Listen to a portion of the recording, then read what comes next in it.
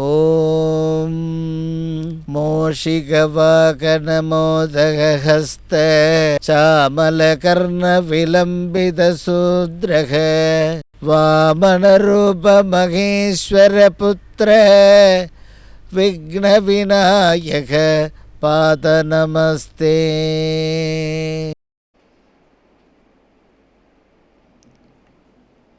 ஆயி ஆனந்தவல்லீம் அமிர்தகலதரீம் ஆதிசக்திமகம் மாயே மாயஸ்படிகமணி மாமதங்கே ஷடங்கி ஞானார்த்த பரிமலநயகரீம் நாதவிந்துதாரிணி நாதாந்த தர்ப்பணகரீம் ஸ்ரீம் பீஜமந்திரஸ்வரூபிணி அம்பா நமோஸ்துதே.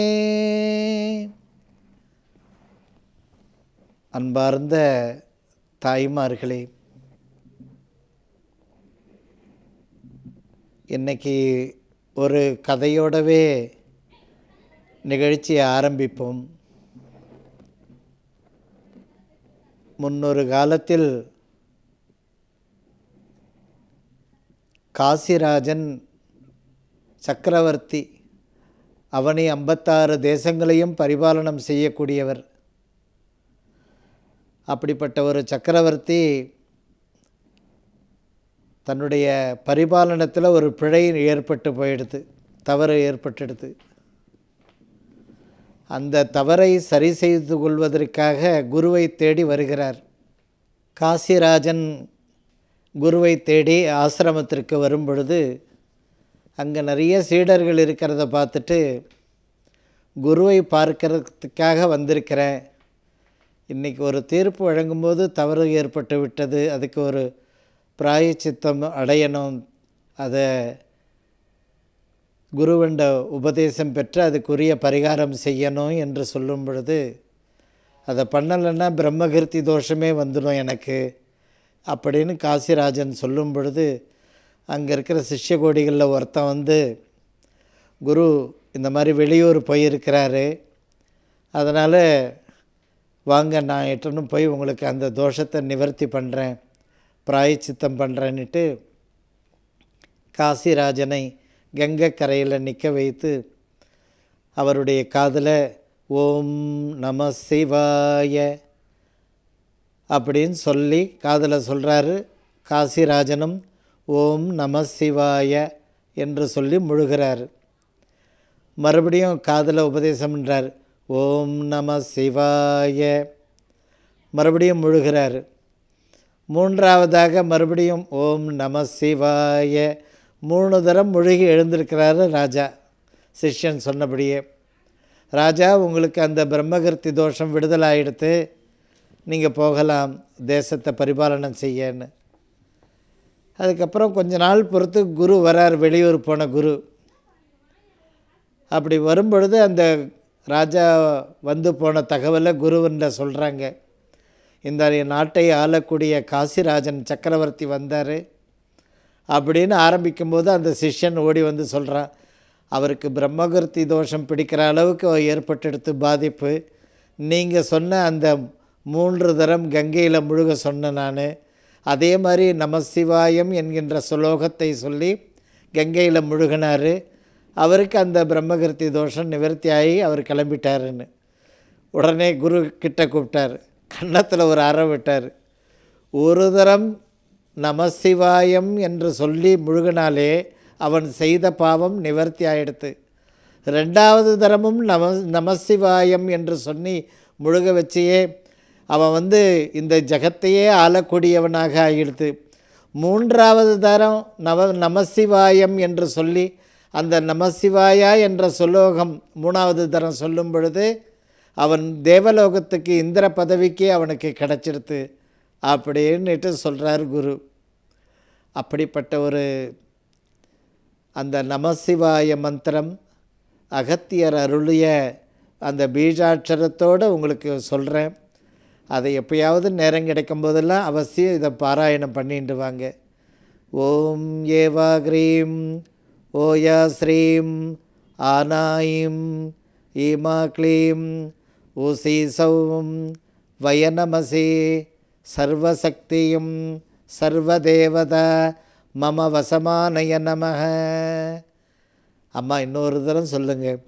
ஓம் ஏவாக்ரீம் ஆனா ஐம் ஈமா க்ளீம் ஊசி சௌம் வயநமசி சர்வசக்தியும் சர்வதேவதா மம வசமானய நமஹ.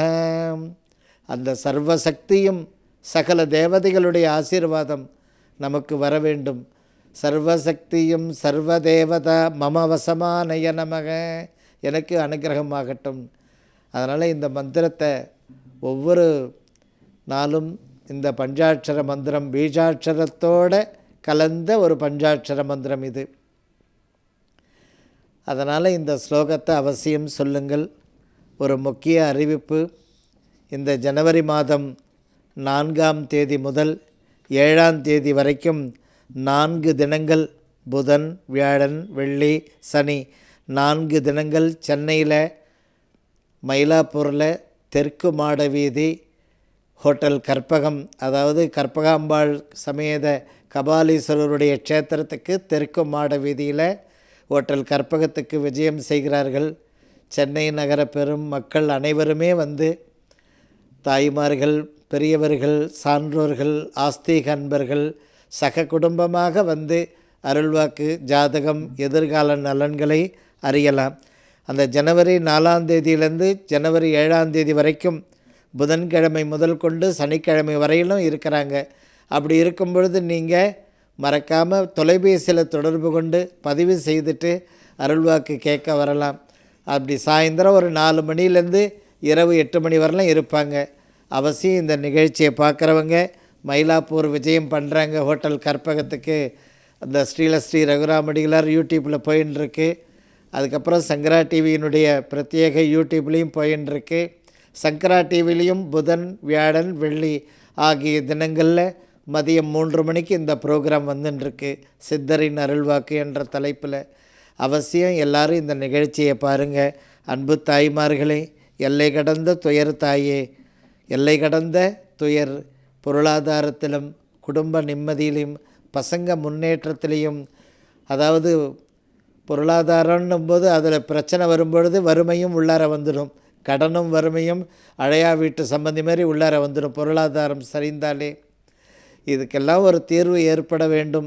ஒரு அழகு அரிசி, பச்சை அரிசி வடித்து அழகாக தயிர், வெல்லம், வாழைப்பழம், கொஞ்சம் வெத்தலை பாக்கு, தேங்காய், புஷ்பம் எடுத்துகிட்டு போயிட்டு அந்த அரசமரம் வேப்ப மரத்தண்டை வாழை இலையை வடக்கு நுனியை பார்த்து இலையை போட்டு அழகாக அந்த சாதம் அதுக்கு பள்ளத்தில் பண்ணி அதில் தயிர், வெல்லம், வாழைப்பழம் இதெல்லாம் அதில் சமர்ப்பித்து கட் பண்ணி எல்லாத்தையும் அதில் போட்டு அழகாக எதிரில் கற்பூரம் ஏற்றிட்டு திரும்பி பார்க்காத வாங்க.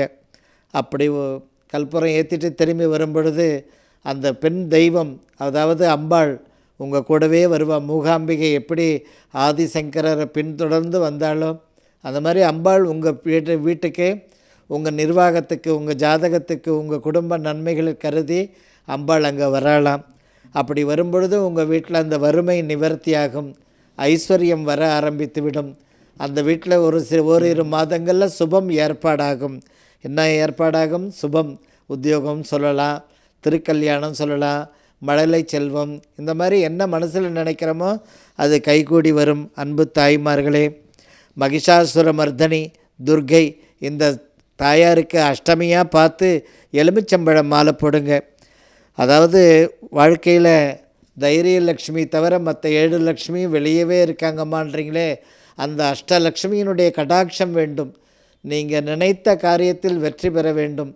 அந்த எலுமிச்சம்பழ மாலை மகிஷாசுர மர்தனிக்கோ துர்கைக்கோ அஷ்டமியில் போய் எலுமிச்சம்பழ மாலை போடுங்க.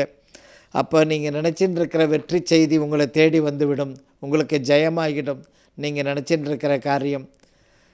அதே மாதிரி பதவி எதிர்பார்த்துன்னு இருக்கீங்களே, அந்த பதவி உடனே கிடச்சிடும் உங்களுக்கு. அன்பு தாய்மார்களே, ஆச்சாரியாளுடைய படத்துக்கு, அதே மாதிரி ராகவேந்திரர் படம், ஜீயருடைய படம், மத்வாச்சாரியார் படம், இந்த மாதிரி ரமணர், அரவிந்தர், சேஷாத்ரி சுவாமிகள், இந்த மாதிரி ஆச்சாரியாளாக இருக்கக்கூடிய அவர்களுடைய படத்துக்கு ஏலக்காய் மாலை போடுங்க.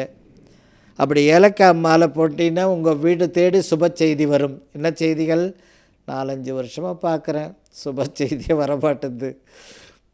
ஜாதகம் வந்து ரிட்டர்ன் ஆகிட்டே இருக்குது, கன்ஃபார்ம் ஆக மாட்டேங்குது, எந்த ஜாதகமும் கூடி வரலை அப்படின்றீங்க. நிறைய இன்டர்வியூ செலக்ட் ஆகிற நேரத்தில் தடங்கள் ஆகி போகுது, உத்தியோகம் அமையலை. பார்க்குறாங்க, நிறைய ட்ரீட்மெண்ட்லாம் பண்ணுறாங்க, இன்னும் ஒரு குழந்தை உண்டாகலைன்றாங்க. இந்த மார்கழி மாதத்தில் அது குறிப்பாக பெரியவா படத்துக்கு அந்த ஏலக்காய் மாலை போட்டிங்கன்னா நீங்கள் நினைத்த ஒரு சுப செய்தி உடனே கைகூடி வரும்.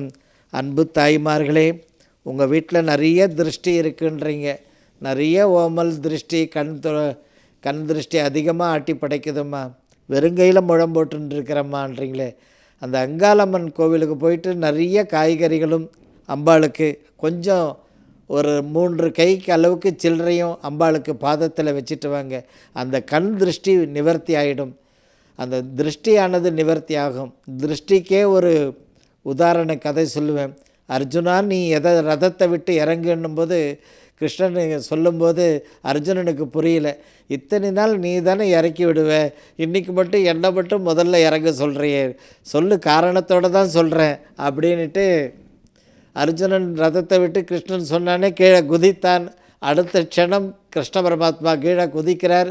க்ஷண நேரத்தில் அந்த ரதம் பஸ்மமாகி தீப்பொறியாக எரிந்து சாம்பலாகிடுது. அந்த இடத்துல ரதம் இருந்த அடையாளமே தெரியல.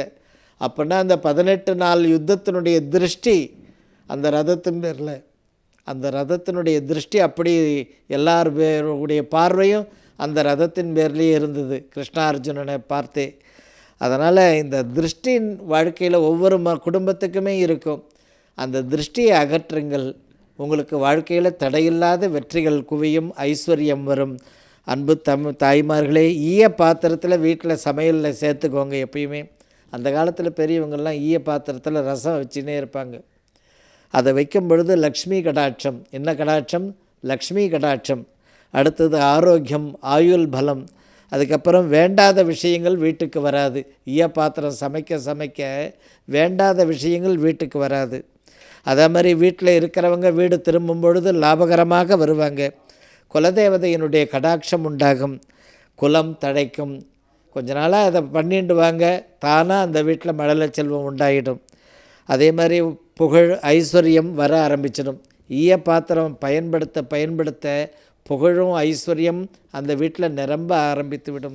அன்பு தாய்மார்களே, 12 ராசிக்காரர்களுக்கும் ஒரு அன்பான வேண்டுகோள்.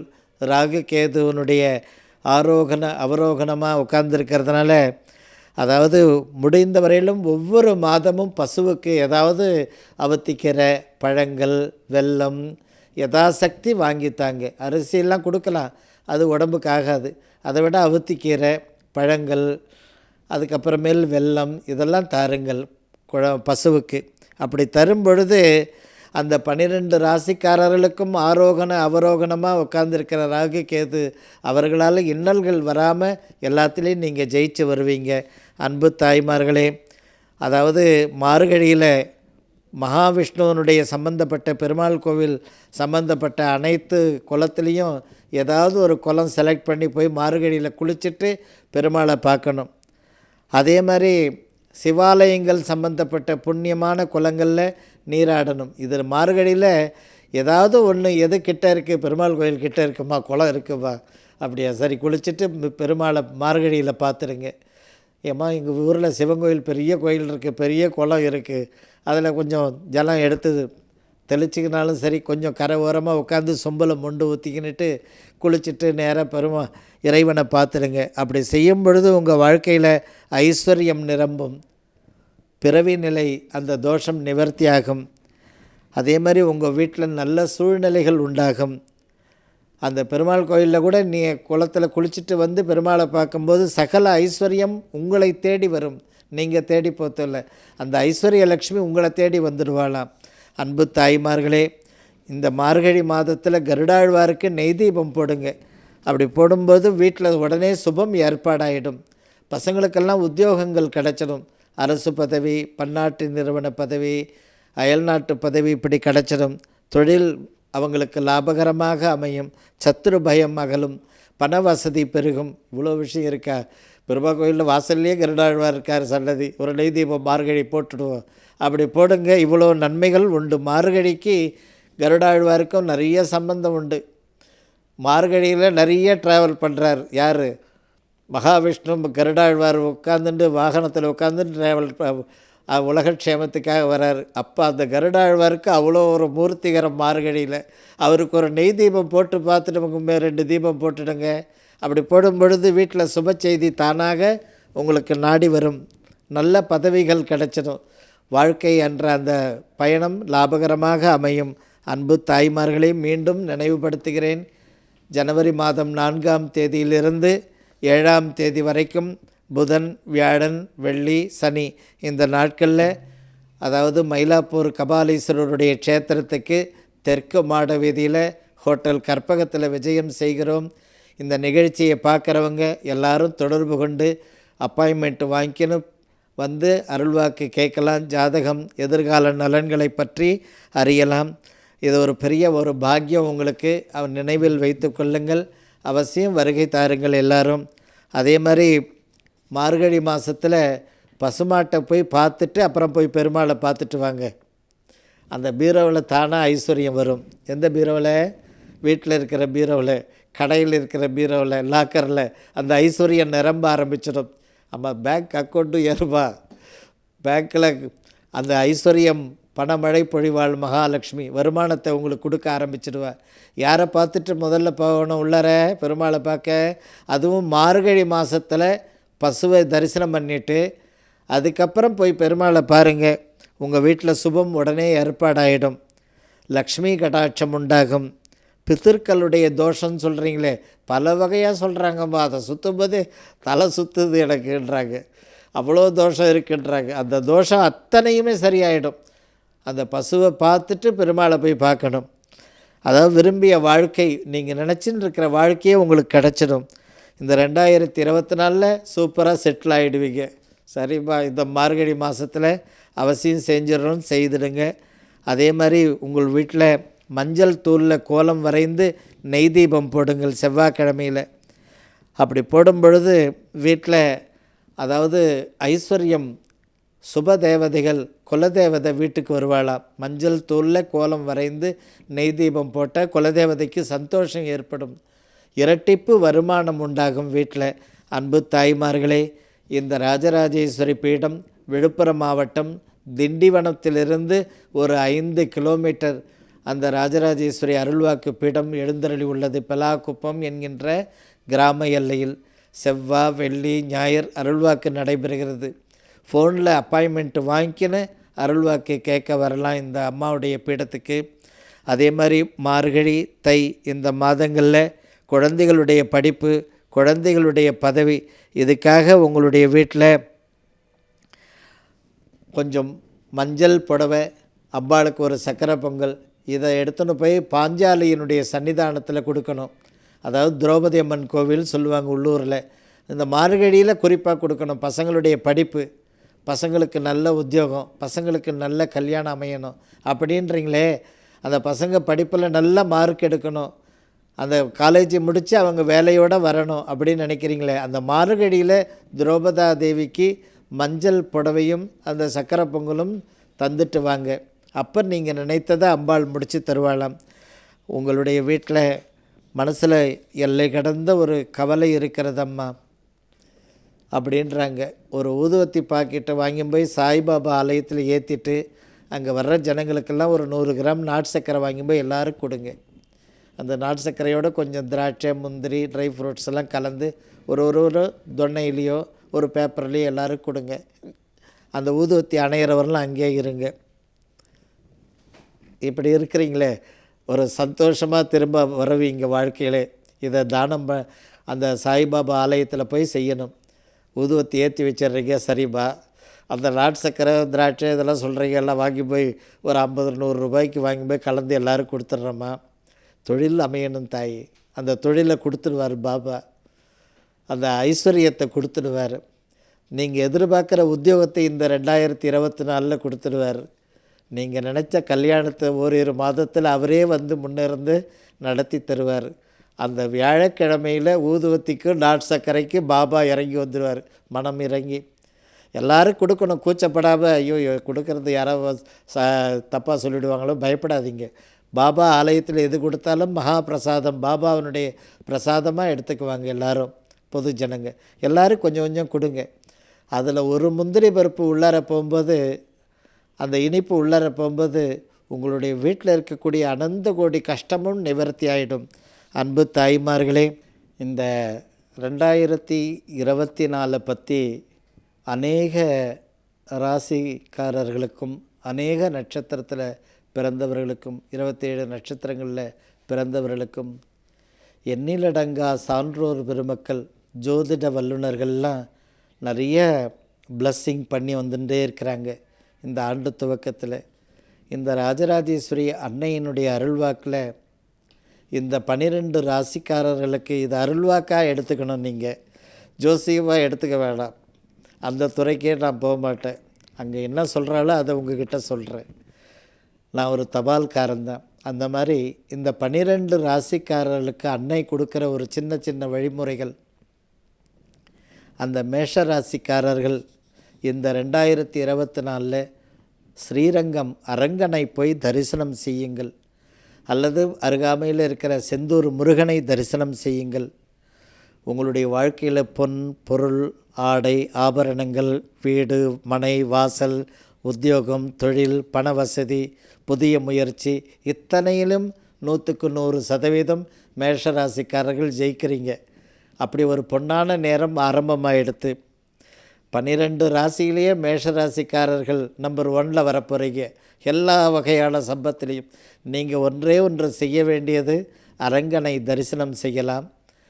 உள்ளூரில் அரங்கன், எல்லா ஊர்லேயும் பெருமாள் கோவிலில் ஸ்ரீரங்கநாதர் படுத்துட்டு இருக்கிற மாதிரி இருக்கும்.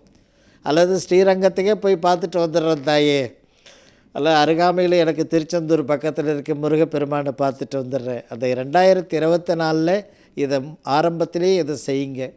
இந்த ஜனவரி பிப்ரவரியிலேயே அப்படி செய்யும் பொழுது இத்தனை சம்பத்துகளும் உங்களுக்கு நிறைவு பெற்று வாழ்க்கையில் சூப்பராக வந்துடுவீங்க.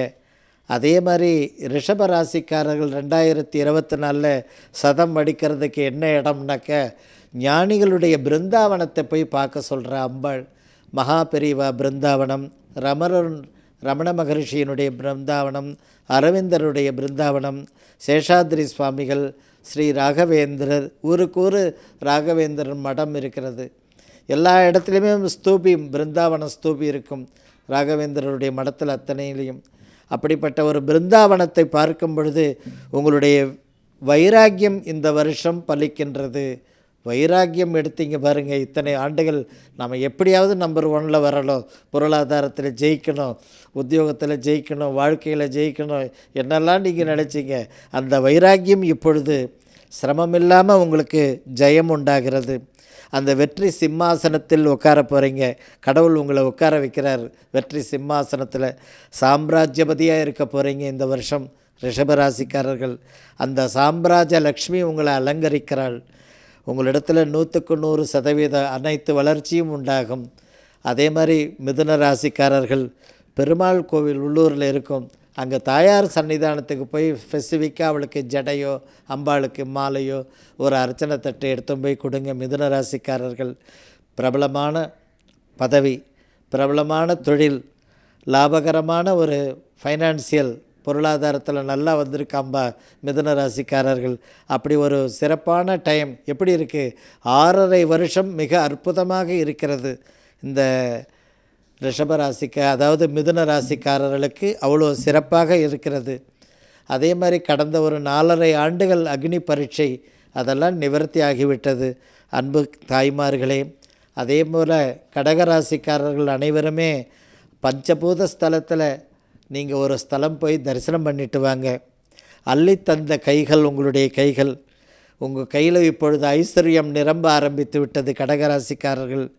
காரணம், உங்களுடைய ஜாதகத்தில் பராசக்தியினுடைய அனுகிரகம், அவளுடைய அனுகிரகம் இப்போ வந்துடுது. இப்போ நீங்கள் நல்லா செட்டில் ஆக போகிறீங்க கடகராசிக்காரர்கள். புதுசாக தொழில், புதுசாக உத்தியோகம், புதுசாக வீடு கட்டுறது, எல்லா பாக்கியங்களும் உங்களுக்கு உண்டாகிவிடும் அன்பு தாய்மார்களே. சிம்ம ராசிக்காரர்கள் தட்சிணாமூர்த்தி தரிசனம் செய்யுங்கள் அல்லது அம்பிகையை தரிசனம் செய்யுங்கள். அப்படி செய்யும் பொழுது வெற்றி திருமகள் உங்களை பற்றி இருக்கிறாள். சிம்ம ராசிக்காரர்களுக்கு இந்த 2024 வெற்றி திருமகள் உங்களை பற்றி இருக்கின்றாள். அதே போல் உங்களுடைய வாழ்க்கையில் தன வசதியும் சரி, வாழ்க்கையும் சரி, ஒரு ஆனந்தமான ஒரு பயணிக்க போகிறீங்க. அப்படிப்பட்ட ஒரு நல்ல நேரம் சிம்ம ராசிக்காரர்கள். அஷ்டலக்ஷ்மியினுடைய கடாட்சம் அந்த அம்மாவுண்டு இருக்குப்பா, அவர்கிட்ட இருக்குது அந்த அஷ்டலக்ஷ்மியினுடைய கடாட்சம். நீங்கள் செய்ய வேண்டியது என்ன, அந்த தட்சிணாமூர்த்தியை ஆண்டு துவக்கத்திலேயே இந்த ஜனவரி பிப்ரவரியில் ஒரு அர்ச்சனை அவசியம் பண்ணிக்கோங்க. தென் திசை பார்த்து அம்பாளை தரிசனம் பண்ணலாம். இதில் 2ல் ஏதாவது ஒன்று பண்ணுங்க. அன்பு தாய்மார்களே, கன்னியா ராசிக்காரர்கள் பெருமாளைய பகவான் ஸ்ரீ மகாவிஷ்ணுவை விடியற் காலையில், அதுவும் 5 மணிக்குள்ளார ஒரு தரம் தரிசனம் பண்ணுங்க. உங்களுடைய வாழ்க்கையில் 100க்கு 100% ஐஸ்வர்ய மழை பொழிய ஆரம்பித்துவிடும். பதவி உங்களுக்கு கிடைத்துவிடும். உங்களுடைய வாழ்க்கை, நீங்கள் இப்படி தான் வாழ்க்கை அமையணும்னு நினைக்கிறீங்களே, அது உங்களுக்கு சக்ஸஸாக அமைஞ்சிடும். அன்பு தாய்மார்களே, மீண்டும் இதனுடைய தொடர் துலா ராசியிலிருந்து நாளை தினம் இதே சங்கரா தொலைக்காட்சியிலையும் யூடியூப்லேயும் ஸ்ரீ ரகுராமடிகளார் அந்த யூடியூப்லேயும் நீங்கள் தொடர்ந்து பார்க்கலாம்.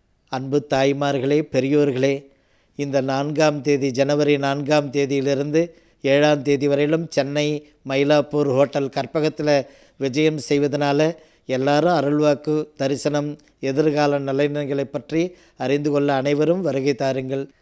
மீண்டும் நினைவுபடுத்துகிறேன், இம்மாதம் 29, 30, 31, ஜனவரி 1, 2, 3 6 தினங்கள் பாம்பே விஜயம் செய்கிறார்கள்.